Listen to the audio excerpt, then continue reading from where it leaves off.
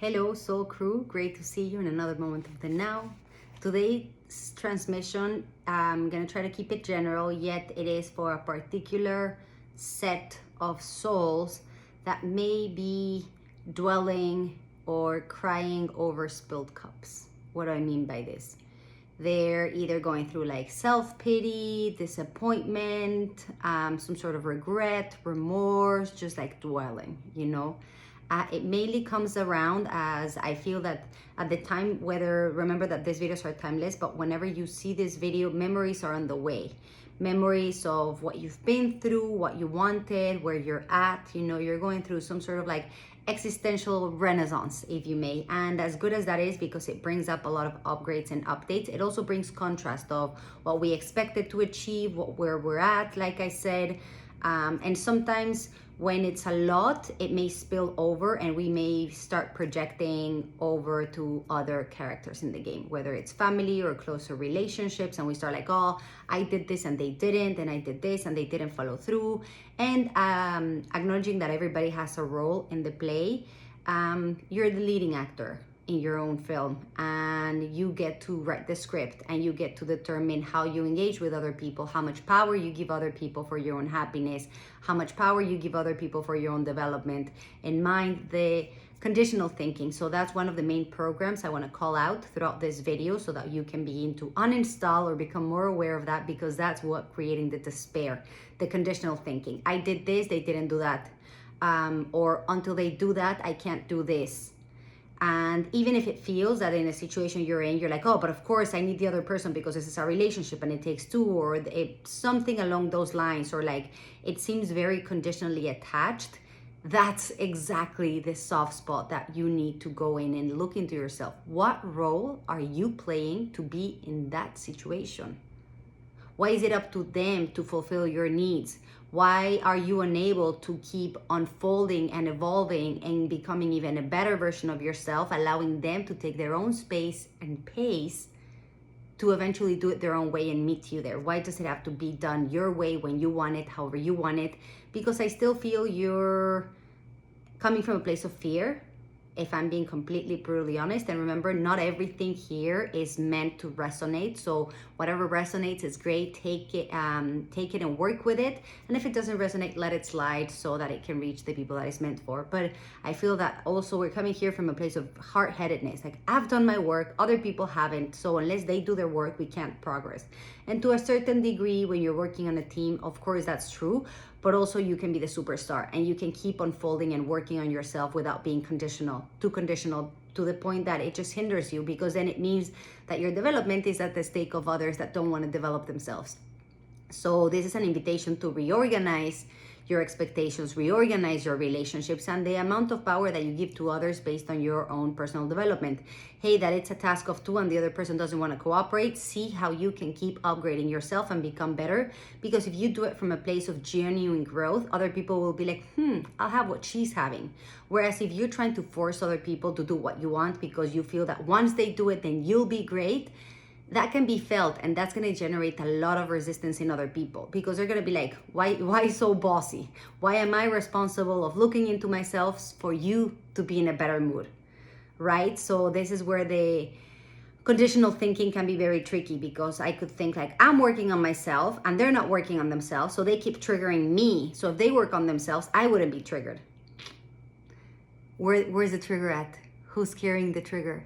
And who has the power to diffuse the trigger so that if other people misbehave, you won't be triggered, right? So there's a lot of power in recognizing that we have a lot more power than we care to think, and we are giving it away to other people.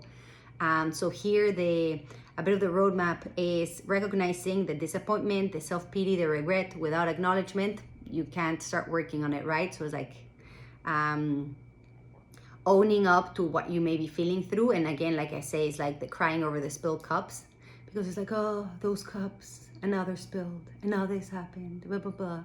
And then I'm also missing out on the other cups that are over here, that are completely full, and they're just meant for me, but I'm seeing of what could have been. So again, recognize that process, mind the difference between recognition and dwelling, or remorse, or ruminating. Like I said, a lot of these may be related to expectations that you had with other people. It could have been family mainly, or some sort of closer relationships where you were like, I did all the work and they didn't follow through. And again, to some extent, they do have a responsibility, but you're responsible for your own story.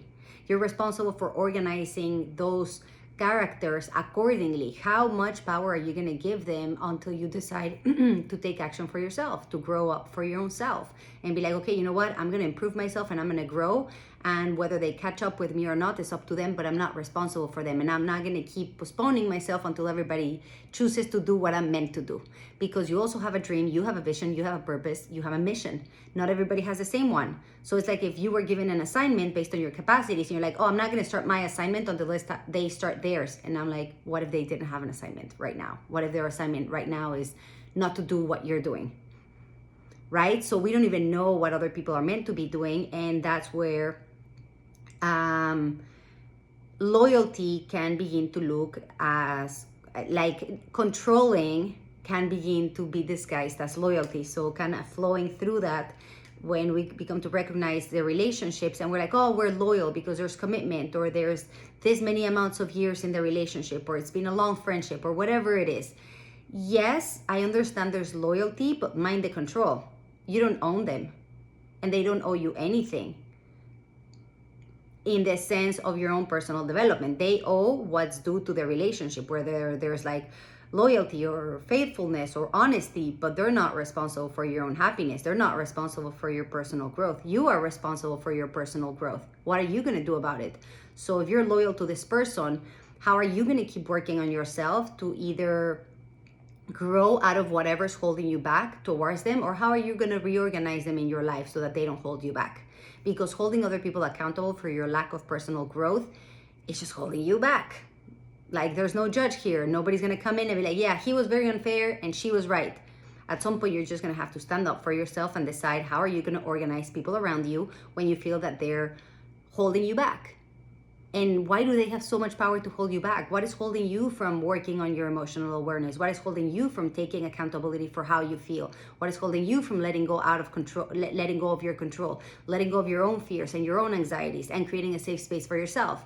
Whereas you're with you create such a safe space for yourself where it's not negotiable, and you tell the other person, whether if you're ever going to trespass me, then that's that, because I'm not going to negotiate my safetyness. Right? But if you don't do that inner work and become very solid and very strong within yourself and your boundaries, you're going to be like, they constantly trespass me, but I'm loyal.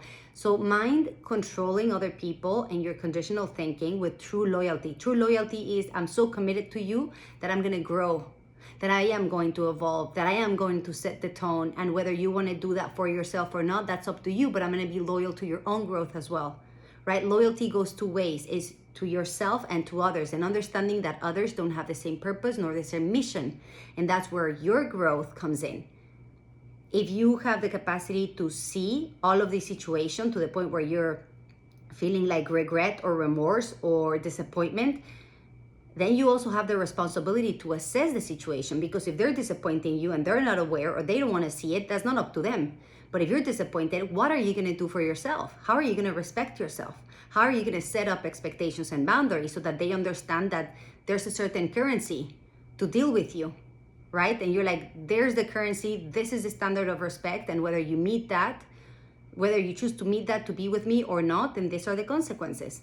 You see, so it's a little bit firm, but, well, very firm, but it's up to you. Nobody's going to come and be like, hey, I realize that these are the boundaries that you need, and now I'm ready to respect them, even though if you don't enforce them and you have zero consequences for people trespassing you. So here what I want to bring is accountability for yourself, because as much as other people have not met their quota, or it seems that they're disappointing you, I think you may be escaping from whatever you're going through by putting it on others. Like, oh, I would be so much better off if I wasn't triggered by them.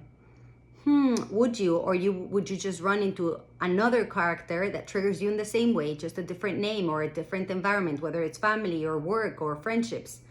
So the point here is that you have a trigger and you have a disappointment, and that's based on your own expectations. So what are you going to do about it? How are you going to assess yourself? How are you going to regulate emotionally? Right? Because the most power comes from when you stop reacting to other people. you're not disappointed by any other person because they're doing what they're meant to, what they're programmed to, what they can. And it's not really personal if they don't have the capacity, for example, to be upfront with you, right? Like even to a large degree, like if somebody lies to you, it's not about you. To a certain degree, if they don't have the capacity to be honest with you, it says a lot more about them. Also, here comes self-awareness, right?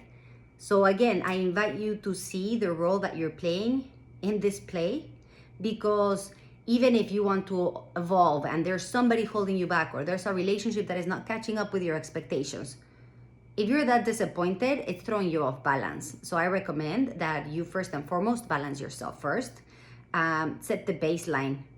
You want better, you have to do better for yourself. You can't expect other people to come in and meet all of your needs when you don't even know how to self-regulate yourself, because you're coming from a place of anxiety, you're coming from a place of fear, and you're overbearing yourself and others by trying to control others and be like, oh, when everybody else does what I want, then everybody's going to be good, fine. So, but you're not fine. And with that condition, something else is going to come up, because even if that person does what you want them to do, there's another thing that is going to throw you off because you didn't work from the root cause, which is your own imbalance. And that's overbearing for others, and that gets boring, and then it makes you entitled. So it's fine. It's great to work on your own self-development. Mind the ego. Mind the thinking that you're better than others because you've developed yourself in ways that other people are not aware of. There's none of anybody's business what you're doing with your life, what you're choosing to do with your mission and purpose, right? So here I just want to untangle a little bit, because a lot of the disappointment comes from your own expectations and your own unfulfillment. And again, that is overbearing. So it is up to you to create the new scene, set up an example, without expecting for others to recognize you. You're just going to do this for your own sake, for your own peace. And when you're coming from a place of peace, when you're coming from a place of clarity and strength, I can guarantee you your environments are going to change, whether they level up with you or they fade away because they couldn't meet the quota, right? But it's not up to you to upfront try to control others. It's more like you doing your inner work to the point that your environment eventually fine-tunes to your vibration. If you're coming from a place of peace, people that like a lot of drama are not going to resonate with you. They're going to realize that you don't get triggered. They don't get the emotional reaction they like from you. And once you begin to evolve and you begin to detach from this control, from this need or this urge for outcomes to be the way you need them to in order for you to soothe your neuroses, you become way stronger and way more resilient. And like I said, people will either turn to you and be like, wow, I'll have what she's having. Where do I get the chill pill? Because she's so balanced, or he so relaxed, so centered, so clear. You know, we're still emotional, we still go through the process, but we're able to regulate ourselves without blaming others for our own lack of accountability.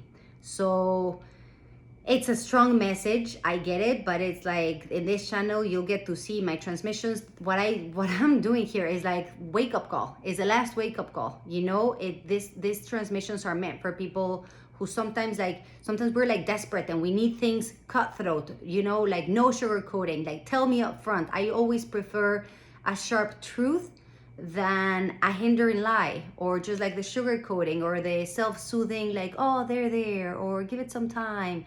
Of course, time helps, but it's important to also know that you're doing the best that you can, that you're being accountable for your own behavior, that you're being responsible for the things that you spilled, instead of like ruminating, oh, they spilled their own cup and I was expecting them to blah, blah, blah, blah, blah. Again, mind the loyalty versus trying to control other people, because there's that egotistic approach, thinking that you're responsible for others, or that if like you can help other people. People help themselves. When it comes to shove, people help themselves. Supporting them is very helpful, but people change themselves. You can't change people. There's nothing that you can do to change others, especially coming out from a place of stubbornness, feeling that you're unable to grow or change if they don't. You always have the capacity to grow. It's your divine right. It's your birthright to evolve. But if you choose to postpone yourself because you have excuses or unresolved issues, I invite you to look inwards into those instead of projecting outwards and being disappointed by others. Honestly, disappointment is one of the biggest wastes of time. I mean, it's not until it is, in the sense that it's a lesson, and I had to go through my own disappointments to learn the lesson that there was nothing I could do for others but to fulfill my own needs. And once I started doing that, people that followed suit came along, and people that were in their own process and in a different mission, then we parted ways. And that's how it goes. It's vibrational. It's never personal. So the bottom line is, begin to balance yourself inwards, to reduce the projection that you give and the power that you give to characters outside of yourself. The more you begin to balance, the more you begin to prioritize yourself, the less your inner peace is negotiable with others. We were like, hey, this is what I'm doing for myself. If you want to join me, that's going to be great. And if you want to do your own thing, I also respect that, because that's what I'm doing. You know, we are all free to pursue our own journey and grow at our own pace. And if you're evolved, and if you're growing, and if you consider yourself self-aware, then with more responsibility, we're meant to respect other people's timelines and journeys. If you have plans and their timeline doesn't meet yours, then it's time to reassess, right? Like if you're going on a trip and the dates don't match and you really want to go on that trip, what are you going to do? Are you going to go on your own and adventure yourself and grow and strengthen? Or are you going to blame the other person because the dates didn't match? You see, like, that's really life, and we all have different timelines, and we all have different growing processes, and we can't just expect other people to adjust to our needs, or else we are not going to grow. So that's all up to you. This comes through with a lot of compassion, trust me, because compassion has expectations. I feel and I see the best in you, and I know that you have the capacity to make the most out of your process and the evolution of your soul. And that's why we don't sugarcoat here. You know, like there's reasons and times and moments for sugar and sweets and sugar coating, but soul strength is not necessarily one of those. This is a dojo for the soul. This is where we wrestle with our inner shadows, with our demons, with our obstacles, so that we can reclaim our freedom and our birthright to be the architects of our life.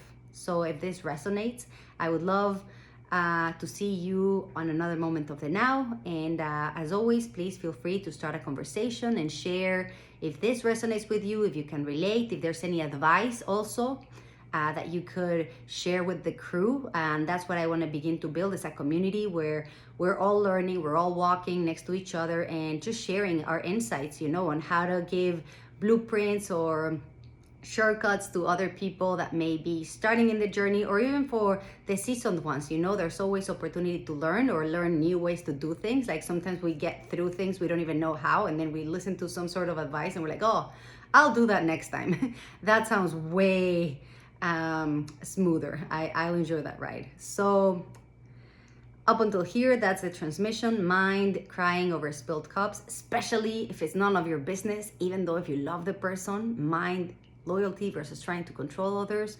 Honor your journey, honor your timeline. And the toughest part sometimes is doing so for our loved ones, and understanding that everybody has their own timing, everybody has their own pace. If you follow your pace, you'll find your peace. And I do highlight, it's not negotiable. At some point, your inner peace is your North Star. So take care of that. Take responsibility for your own journey, and I will see you on the next timeline.